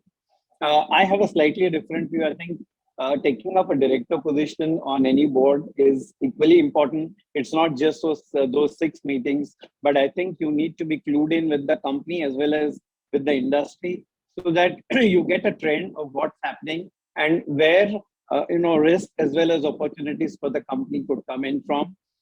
You should also keep track of instances where things have gone wrong in governance, because you have plenty of such cases coming in news quite often in the last few years. So I think first part I believe is that it's not just 6 meetings. You need to be clued in, and you need to also seek opportunities for informal interaction with the management, with of course taking care that you do not end up becoming a part of the operations decision making. The second part I think is, as far as the audit committee goes, most of us tend to take the internal audit presentations not as seriously. And I've seen this happen in many companies where, when the internal auditor presentation comes in, some member or maybe even someone from the attendees says that you just have about half an hour or 45 minutes, and please make sure that we don't overshoot the time budget. Now, I think this prerogative should lie with the committee, and I think it is for the committee to really make sure that internal audit is leveraged to the maximum. Do not stick to the audit plan. Think of areas where vulnerabilities can come in. Be flexible on the audit plan, and make sure that you spend at least once in a quarter time with the internal auditor without presence of executive management, so that you get a little insight into what could be going wrong in the organization. So I think that's my first learning, which I've learned over the years. I've been an independent director, I think, for almost 20 years now. And some of these learnings, I think, have come with experience. The other part is, I think there is this whistleblower mechanism, and there is always a whistleblower policy that the audit committee approves and which is made public. I have seen there are companies which have as a policy not to take cognizance of complaints which come anonymous. And my suggestion to audit committee members would be that please insist that whether a complaint is anonymous or with a name, it needs proper attention, proper investigation. And in fact, in my experience, I have seen that anonymous complaints do have a lot of factual information also. Maybe it is to some extent intermingled with some frustrations, but I think it does give some pointers where again vulnerabilities could come in. I've seen it by experience. The third part, I think Mr. Haribhakti also mentioned about it, and I would like to reiterate that when you find a fraud happening in the organization, be sure that action which is exemplary is taken against people if the guilt is proved. And here I have come across suggestions often being made indirectly that if a person is found guilty, rather than sacking the person, the company would be happy to let him go if he immediately submits his resignation. And to me, I think that's a bad practice. It sends out the wrong signal, because whether we like it or not, we sit in the boardroom and we feel that possibly matters are confidential. But I think in the field, everyone does know that things are going wrong and who are the people responsible. So I think once guilt is established, one should not hesitate in taking very strong action, which should send a very strong message to the rest of the organization that there will be zero tolerance on any misconduct or frauds. So I think these are some of the things which one should be very clear about. The other part is, I think again, both the speakers mentioned about the culture of the organization. And for those sitting in the boardroom, it may not be easy to pick up the culture, but if you're observant and if you take opportunities for informal interactions, usually you have lunch breaks, tea breaks, you can have offsite strategy meetings, where you get opportunity not only to deal with your board colleagues, but also interact informally with one or two down employees. And very often these type of discussions, of course, some of it has to be discounted, but they do give indications of where the vulnerabilities lie in terms of a possibility of a fraud or possibility of misconduct. And I think the other point which I always make sure is that we have this practice of annual compliance certificates, or quarterly compliance certificates, and also adherence to code of conduct. I always make it a point to send a message to the organization that we must tell the employees that don't just sign this as a process. Please read them, because when you read the document, the principles get sort of reinforced in your mind, and then you sign the form. And likewise, when you see a compliance certificate from quarter to quarter, which remains clean without any deviation, and if you are aware that the company has operations across the country or maybe even global, then there is some reason for you to just make sure that the compliance system is indeed as good as it appears on the certificate. So I have seen companies where compliance certificates do come with a list of deviations, and those deviations are also addressed. And frankly, when I see such certificates, I'm more comfortable, because I see that there is application of mind in submitting the certificates, and it is just not a ritual that is being done every quarter. So I think once in a way, getting internal audit or getting an external consultant to look at the entire certification process or the process for submitting code of conduct assurances is something which the audit committee should look at. Finally, I think we all talk of technology as an enabler, and technology has also become a risk in recent times.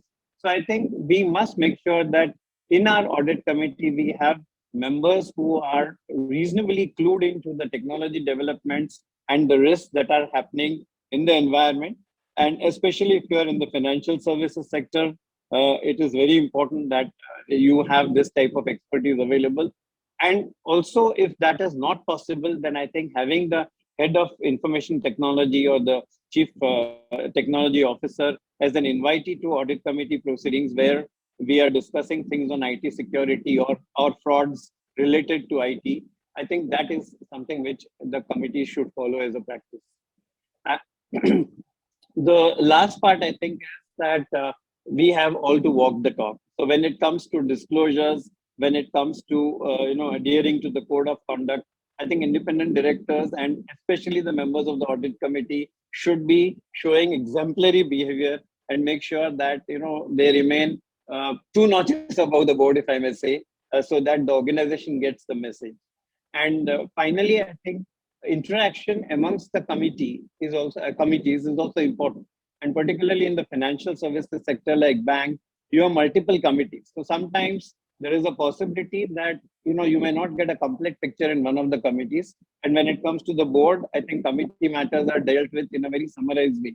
So having interaction, say for example, between the risk committee, audit committee, and IT strategy committee in a bank would be something which I would definitely recommend. And there is also a committee normally on frauds and willful defaulters. So I think these committees need to coordinate, because that can also give a sort of a heat map for internal audit to look at when it comes to ensuring prevention of frauds within an organization. So these are some thoughts I had to share with you, and I'll be happy to take any questions thereafter on this subject. Thank you very much. Pleasure addressing all of you. Thank you. Thank you so much, Mr. Mehta. We really appreciate you sharing your experiences and your insights with us. And now it's time for us, of course, to take on the live Q&A interactions with the workshop participants. I see a lot of questions have already come into the chat box. Please keep them flowing. And here on, I would like to request Mr. Hari Bhakti to please take over this Q&A session and share it for us.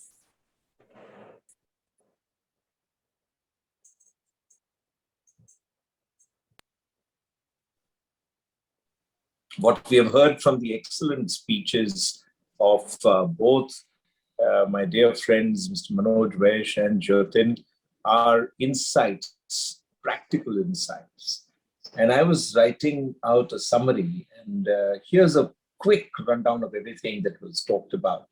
RPTs, whistleblowing policies, investigation by responsible outsiders, directors' responsibilities to be understood, internal audit reports to be taken seriously for implementation, anonymous complaints not to be ignored, sacking versus letting go, RPTs, board evaluations, insider trading issues, all to be focused on, offsites, focus on the certificates, clued in audit committee members, and committee reporting in and coordinating. So there was a fantastic plethora of ideas that came through all the deliberations that we had preceding this question answer session.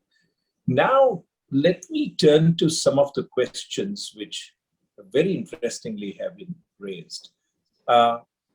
What do you think is the cause, Mrs. Uma Prakash asks, of increase in frauds, and that too top management frauds? Is it lack of strong ethics or inadequate corporate governance or ineffective risk management or a weak board, including weak ideas? I think this is a very interesting question. Perhaps, Manoj, you are best suited to answer this because this is an area which also touches regulation, and how do you make sure that the right kind of directors and board composition actually comes about? I think it's an excellent question, but it goes more into ethical behavior as to why somebody who has reached a position of authority, power, maybe money, still does these frauds. And will these frauds keep on increasing? My own take on this is that on one side, we are having the systems and procedures. On one side, we are having the fraudsters who are becoming more and more expert in gaming the system. But on the other side, we are having systems. We are having a focus on the systems to take care of these fraudsters. I believe that I personally believe in the general human goodness. I believe as we progress, the systems and procedures for controlling the frauds will always be there to take care of them. I don't think the numbers will increase. I think some fraudsters will always be there, but I believe there'll be more honest people than fraudsters in the system. Yeah, that's so true. Jyotin, would you like to add your perspectives?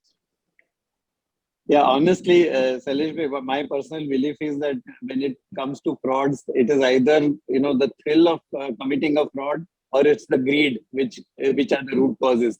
Now, ultimately, you may be able to link it up with weak governance, weak controls, and so on. But I think we have to make sure that opportunities and vulnerabilities around this don't exist in an organization, and that can come through transparency and communication. No, absolutely. I think a lot of these soft issues get ignored, and then we have hell to pay because they've been ignored. So we have a question from Sashikala Rao. With the plethora of laws and regulations for compliance increasing, there's an increase in the number and value of fraud, scams, and non-compliances coming to light. Is there a direct correlation, or does it reflect lack of control at basic levels in detecting fraud? Let me go at this question of Sashikala. She's a very astute company secretary. The ideas that we talked about, the immutability of data sets, those ideas have not yet been accepted by our system, because blockchain is something of very recent origin. If we were able to make sure that, one, there is a vigil mechanism which tests everything. Two, the accounting system is such that to make a change of what has been recorded becomes very difficult and must receive very high level clearance, which is the internal control system as it should operate. Journal entries, for example, are a cancer, are a lead indicator of an attempt to change what has already been recorded. And also something that Manoj mentioned earlier on this whole idea of red flags from the information that you actually process. All of these need to be brought together in order for fraud propensity to go down. It's so clear from the research report, and from everything that we've all heard, that the attempt to create fraud has gone up dramatically, particularly cyber fraud. And I know that now there are only two kinds of organizations, one which have been hacked and the others who don't know that they've been hacked. So it is to that extent ubiquitous. Everybody is subjected to this danger. And there's not enough one can do in terms of creating strong systems, processes, behavioral audits, external audits, respect for internal audit findings. The Gandhinagar fraud would have been perhaps avoided if the red flags in various internal audit reports were actually taken to their depth and corrected. How can you allow one person to remain in one place for a long period of time, particularly in a banking institution? Jyotin will tell you that that's the simplest, most important control that must be respected. Change of duties, very important. People should take their holidays. Somebody else should sit in that seat and drive that operation in order to make sure that somebody does not have a chance to perpetuate a fraud over a long period of time. So these are the things that are required to be brought in. But I'd love Jyotin and Manoj to add what they think might be of value. I want to say something on the anonymous complaints. If Sure, please. Aleshbhai, Important issue Jyotin brought up. So, what I have seen that if we take cognizance of all anonymous complaints, then there are times I've seen that these complaints are more sometimes in the nature of character assassination or having some vested interest being addressed rather than a genuine complaint. And I have supported a policy where the stated policy is that anonymous complaints will not be taken cognizance of. We want the person who is making that complaint to come ahead.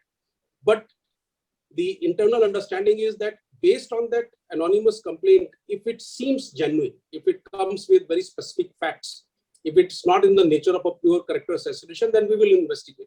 Because investigating every anonymous complaint, especially those which are in the nature of character assassination, can actually put a lot of stress on the system, especially on the person who is being addressed sometimes very wrongly for that. I would like to hear your views on that. I'm absolutely with you. I think we have a multiple layer in most companies of people who decide which is a fraud which should be investigated internally, which is a fraud which should go out and get investigated by an external agency.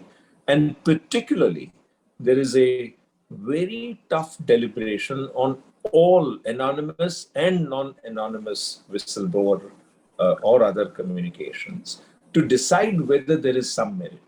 On a test basis, I like to get that investigated just to make sure that we've not missed something.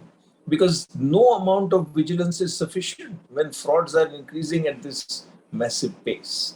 So it's very important to have this balance, because otherwise people will use that to settle scores, to have personal vendetta, all of those issues. We don't like to create a bad atmosphere in organizations to encourage people to just write an anonymous complaint and then put somebody into the dock. But at the same time, they cannot be ignored, and it's important to have a balance about this.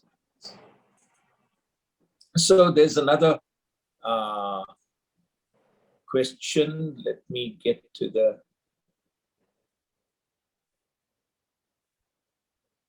So...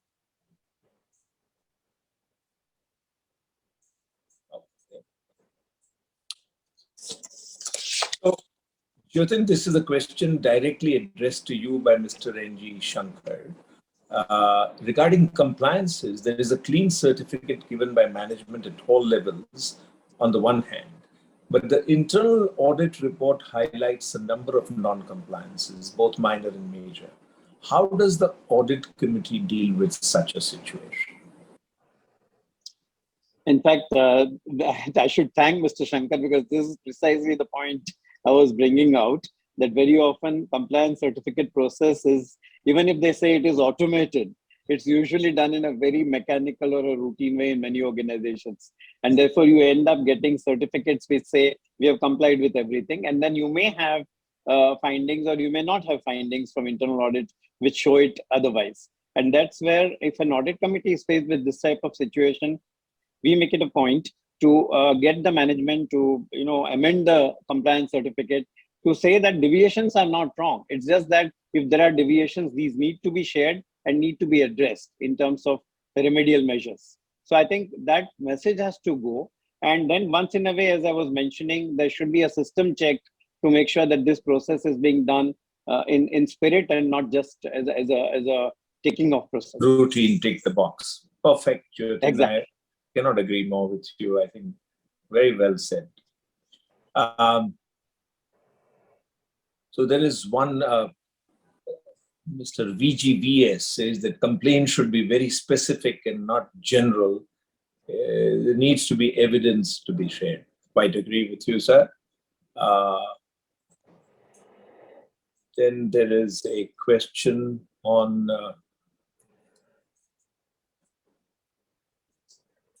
Mr. Shailu Bhardwaj asks, there could be internal controls and standards in place.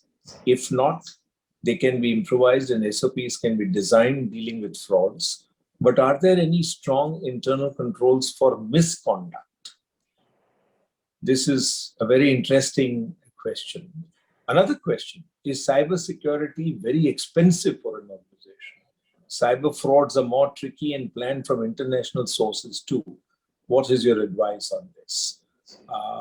Jyotin, would you like to take the latter question on cybersecurity? And then I will supplement, and then Manoj can take the former question. I'll be happy to do that, though I know that you would be an authority on this, but I would like to give my thoughts. I think cybersecurity happening only from overseas is a myth. I think there are enough talented individuals in the country as well who are good at committing cyber frauds. Rather.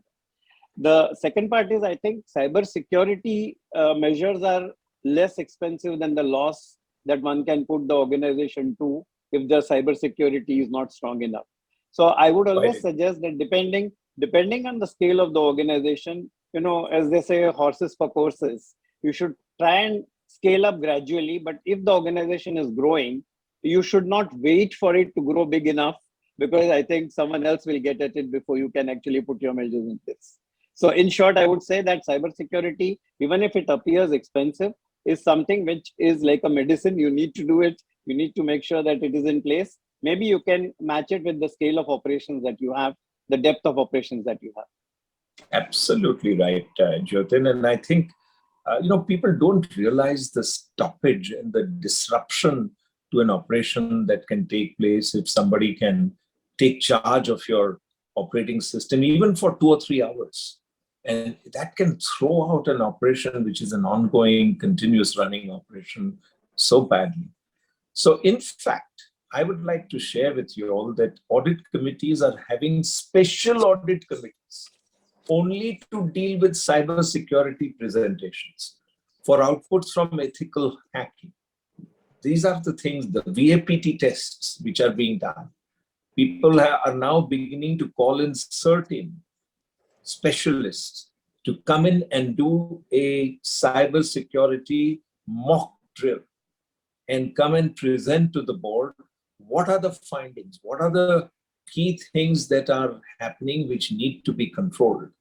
And for this 3-hour meetings we have sat through, SOCs and what happens to the SOCs and the output of the data analytics from the SOC, the disaster recovery processes, the entire getting back up the protocols to come back to normal operation. All of this are so critical. At one time, a custodian's office simply crashed physically. And can you imagine a custodian who's custodian for shares and securities of companies, entire office destroyed? If they did not have a proper backup in a completely different seismic zone, it would have been a disaster that they could never have recovered from. And that is the importance of this kind of cyber security and making sure that the control environment is such that you can protect the stoppage of your business and your organization. But Manoj, over to you about the soft question that was asked earlier. So on the internal control for preventing misconduct. Now, I think the starting point is a very strong code of conduct, which is very precise, which is well worded, which is clear, no ambiguity, widely disseminated in the organization and whoever is affected by it. Now, how do you enforce that?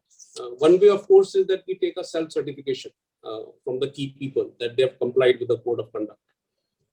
The other is, of course, your whole mechanism of finding out if somebody is not doing it, whether it's whistleblower mechanism or certain other ways. For example, insider trading, which is always a very important part of the code of conduct, and a lot of misconduct takes place there, where organizations take record from the depositories on the transactions done by the independent director and the close relatives, so that while there's a self-certification that we are not doing anything wrong, there's a double check that actually is there any trade being done by the director or their close relatives in that particular stock. It's not easy. It's not it's not easy always to find out that somebody is doing misconduct. But again, that organization, as you rightly started with that very important point of the culture, the behavior, the ethical value system of the organization, where it comes from. A very strong code of conduct, a very strong whistleblower policy. And if a misconduct does come to a notice, then a very strong action against it. Absolutely. Absolutely. Very interesting question has come up from Tanmay Agarwal, asking, recently frauds in startups have also come up. Are there regulations in place for startups which are in high growth phase and losing financial controls? So, Jyotin, would you like to take that? And then we'll get Manoj's perspective also. So I think startups are organizations as much as any others.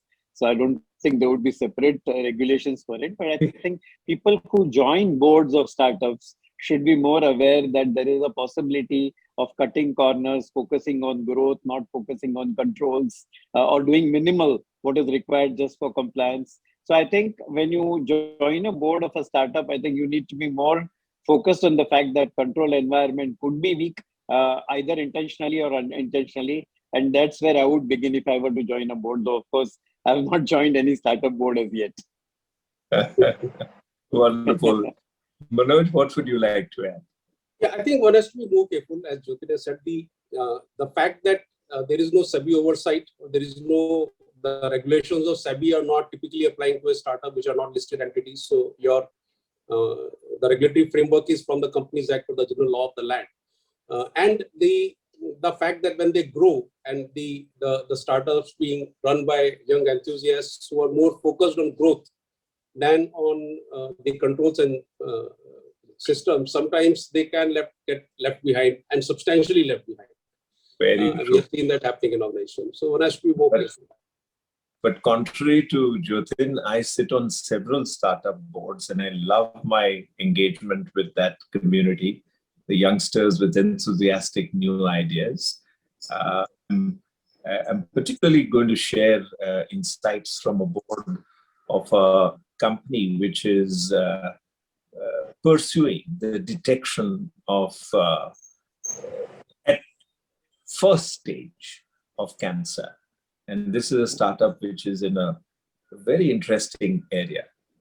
And there, what the promoters said is that we want you to act for us as a protection from ourselves, so that we don't get carried away with the enthusiasm and with the idea of pursuing something fast rather than something which is serious and which is absolutely sort of valid, because false positive and false negative in this kind of area can really be very damaging to the reputation of a young organization. And so therefore, in many startups, you need to be able to have that additional moral capital to just bring the enthusiasm to a level which is fair, reasonable.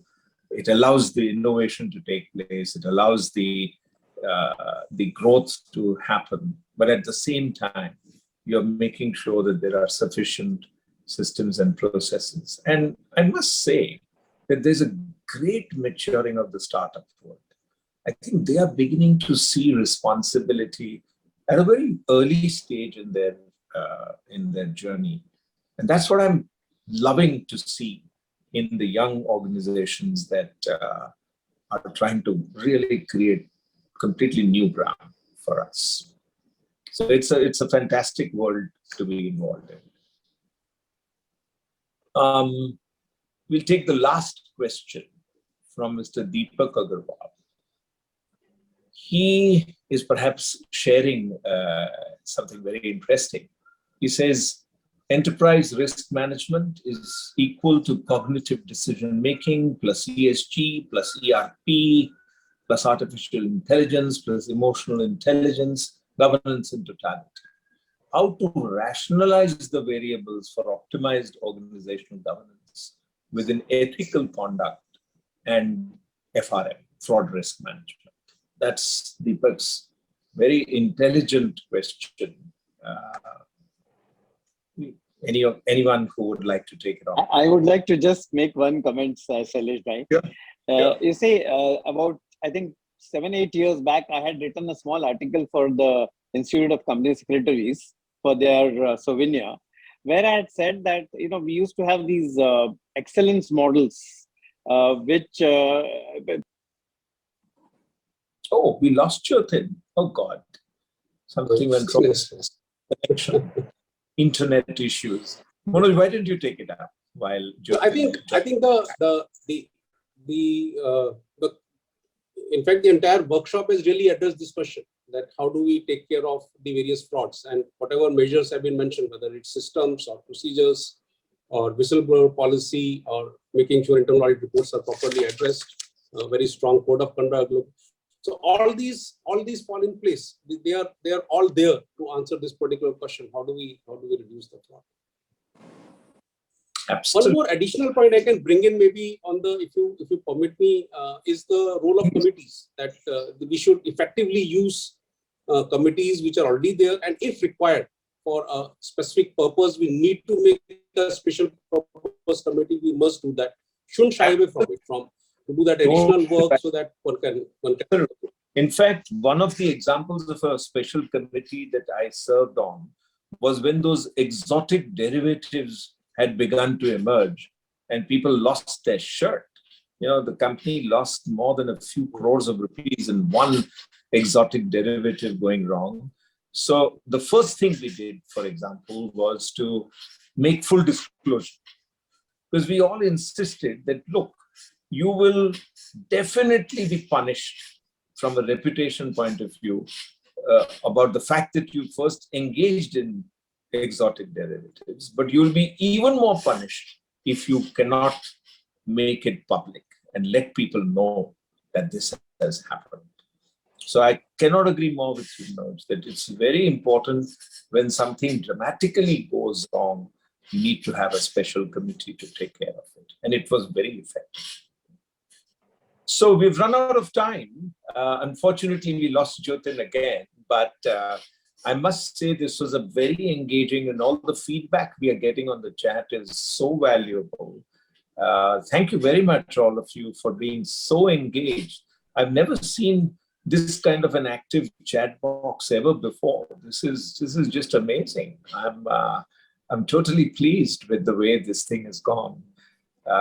Thank you all very much for this fantastic session. Thanks, Nikhil. Thanks, IOD. Thanks, General Ahluwalia. Thanks, Ritika, for an absolutely splendid 2 hours that we've all spent together. Thank you. I echo that. Thank you. Thanks, Shailesh bhai. Thank you. Excellent session. Thank you so much, gentlemen. We're really grateful to you, Mr. Shailesh Aryabhakti, for conducting it in such an interactive way. And very rightly said, I think this has been one of the most immersive workshops where we've had when, there's been still A flurry of questions coming in and we don't have time to accommodate all. Thank you so much, Dr. Manoj Vaish and Mr. Jyotin Mehta, our distinguished leaders and independent directors on multiple boards, for sharing your deep insights through your experiences. There was just so much to learn, the way you highlighted things through the incidents that have actually happened. That gives a lot of practical understanding to board of directors to handle real situations. A special thanks, of course, to our supporting partner, Deloitte, and also Mr. Bedi, whose presentation has been widely appreciated this afternoon. And they keep helping us make these efforts towards capacity building in the boardroom. And finally, not in the least, a very sincere thanks going out to all the members and all the participants of this workshop for making this a huge success, and for all the interactions and the questions that you sent out this way that made it just so interesting. Thank you so much for joining us. Stay safe, stay healthy. We'll see you at another session very soon.